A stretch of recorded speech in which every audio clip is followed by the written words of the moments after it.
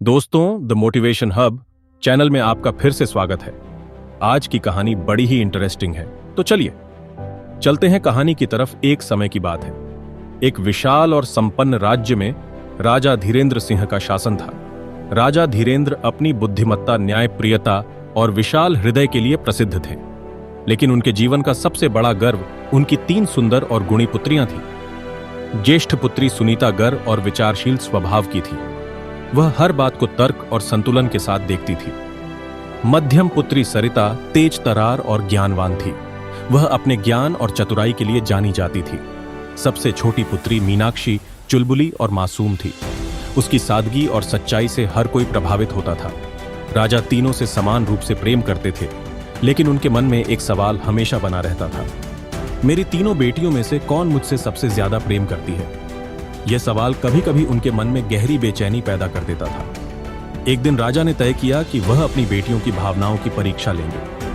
उन्होंने अपने दरबार में तीनों बेटियों को बुलाया। दरबार पूरी तरह सजा हुआ था। मंत्री, सैनिक और प्रजा के गणमान्य लोग उपस्थित थे। राजा ने गंभीर स्वर में कहा, मेरी प्रिय बेटियों, तुम जानती हो कि मैं तुमसे कितना प्रेम करता, लेकिन आज मैं जानना चाहता हूं कि तुम में से कौन मुझे सबसे अधिक प्रेम करती है। यह कोई साधारण सवाल नहीं है, मुझे सच्चाई सुननी है। सभी दरबारी और पुत्रियां चुपचाप राजा के शब्द सुन रही थी। सबसे पहले सुनीता खड़ी हुई। उसने आदरपूर्वक झुककर कहा, पिताजी, मैं आपसे वैसे प्रेम करती हूं जैसे धरती बारिश से करती है। आप मेरे जीवन का पोषण हैं। आपकी छत्र छाया के बिना मेरा जीवन सना और निर्जीव हो जाएगा। राजा ने उसकी बात सुनी और मुस्कुराया।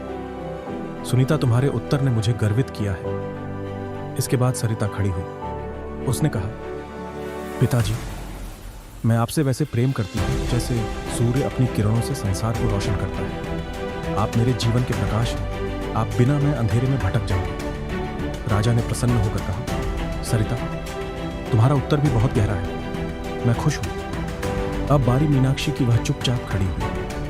उसके चेहरे पर मासूमियत और आत्मविश्वास का अजीब मिश्रण था। उसने कहा, पिताजी, मैं आपसे उतना ही प्रेम करती हूं जितना नमक जरूरी होता है। यह सुनते ही दरबार में सन्नाटा छा गया। राजा के चेहरे पर गुस्से का भाव आ गया। नमक, राजा ने तीखी आवाज में कहा, तुमने मुझे इतना साधारण और तुच्छ समझा? नमक का मेरे प्रेम से क्या मुकाबला? यह अपमान है। मैं इसे बर्दाश्त नहीं कर सकता। मीनाक्षी ने विनम्रता से कहा, पिताजी, नमक भले साधारण हो, लेकिन उसके बिना भोजन का स्वाद अधूरा है।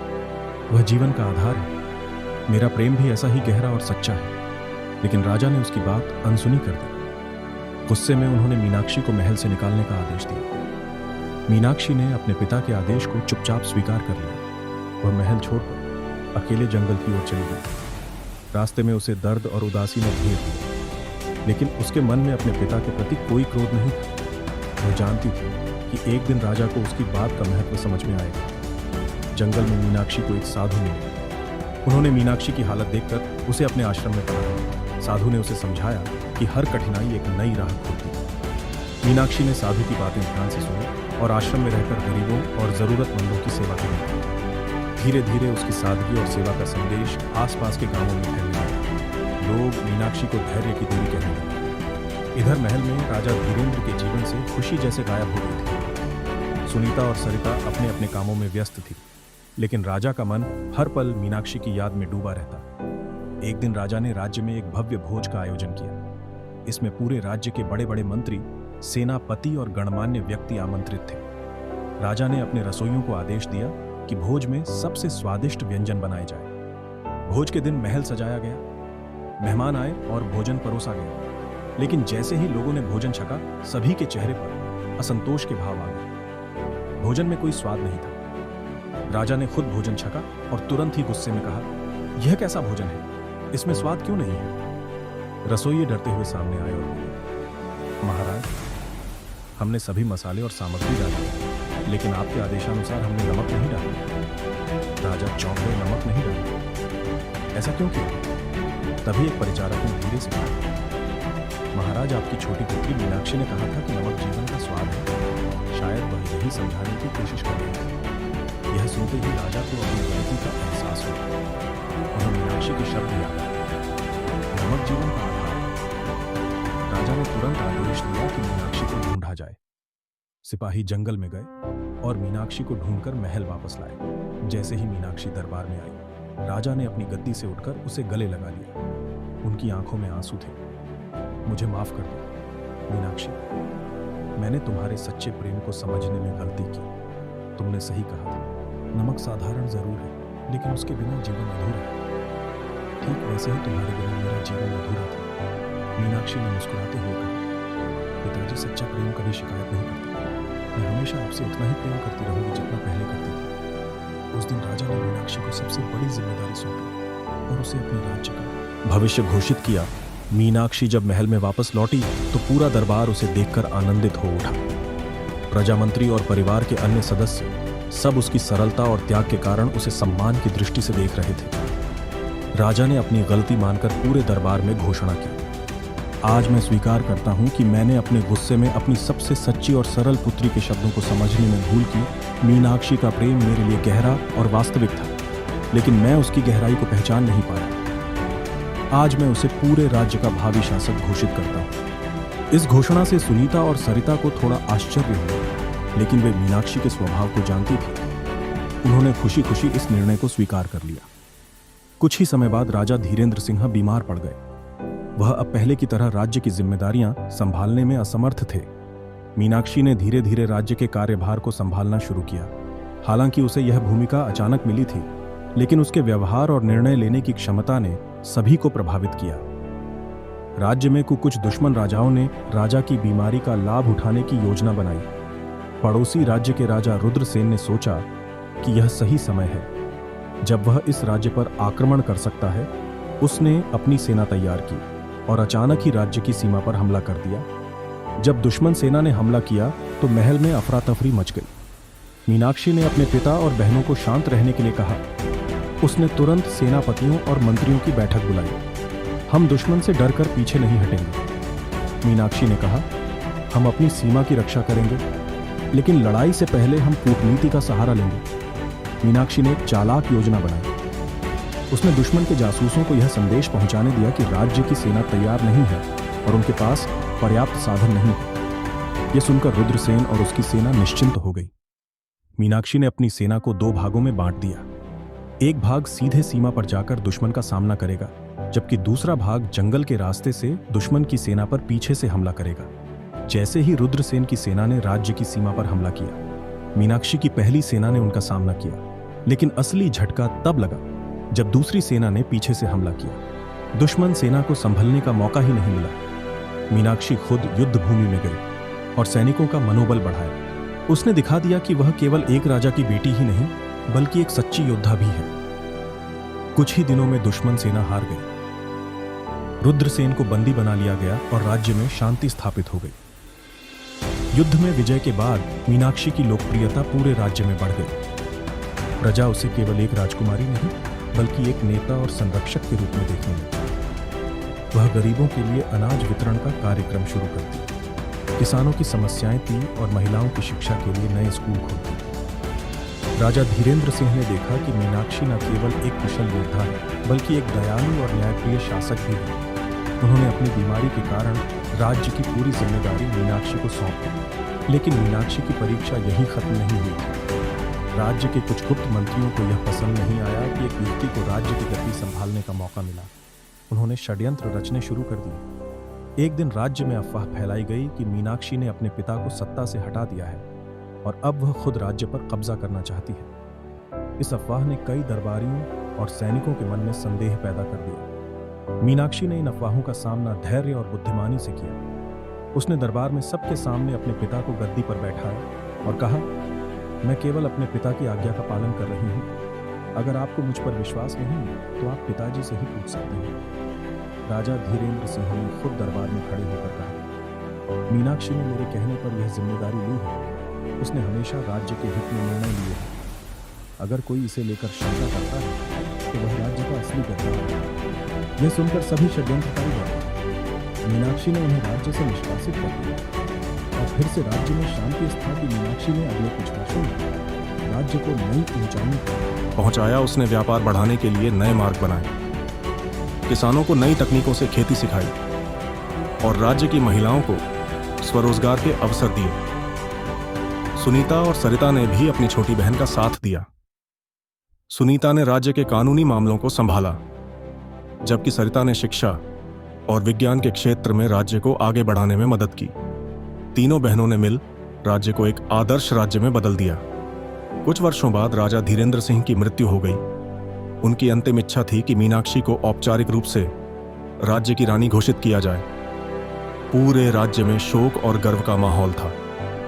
मीनाक्षी ने राजा बनने के बाद भी अपनी सादगी और सेवा का भाव नहीं छोड़ा। उसने अपने पिता की तरह न्यायप्रियता और दयालुता से राज्य चलाया। राजा धीरेन्द्र सिंह की मृत्यु के बाद राज्य में मीनाक्षी के शासन की औपचारिक शुरुआत हुई। पूरे राज्य में शोक और सम्मान का माहौल था।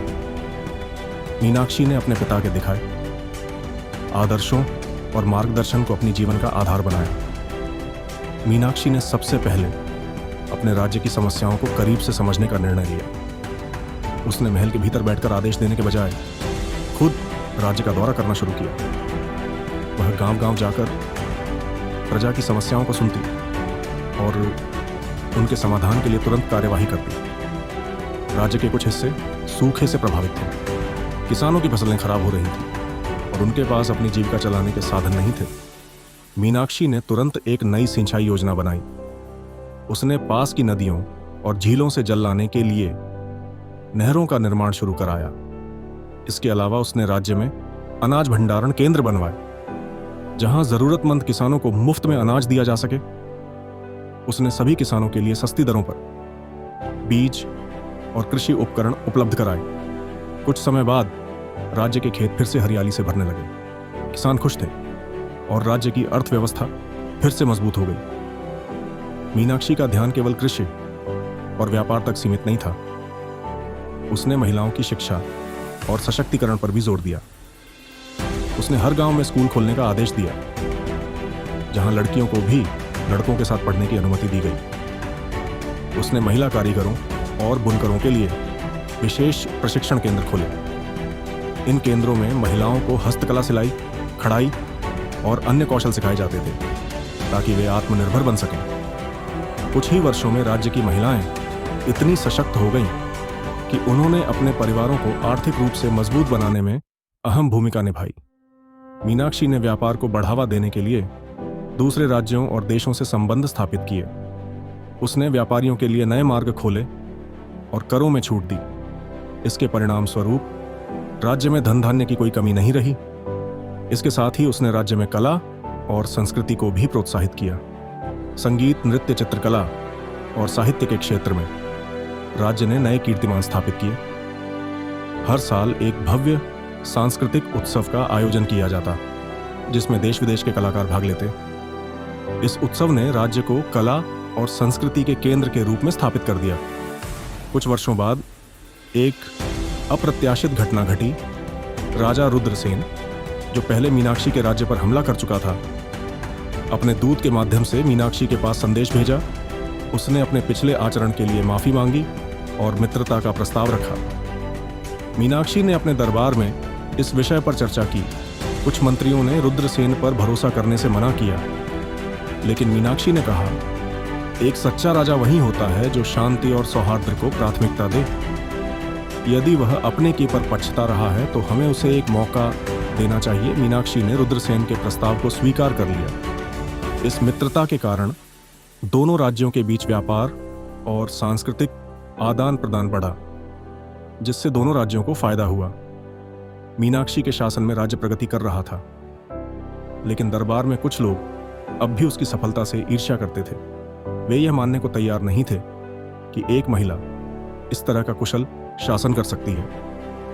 एक दिन दरबार के कुछ षड्यंत्रकायों ने मीनाक्षी के खिलाफ झूठे आरोप लगाते हुए प्रजा में अफवाह फैलाने की योजना बनाई। उन्होंने कहा कि मीनाक्षी राज्य के खजाने को निजी लाभ के लिए इस्तेमाल कर रही है।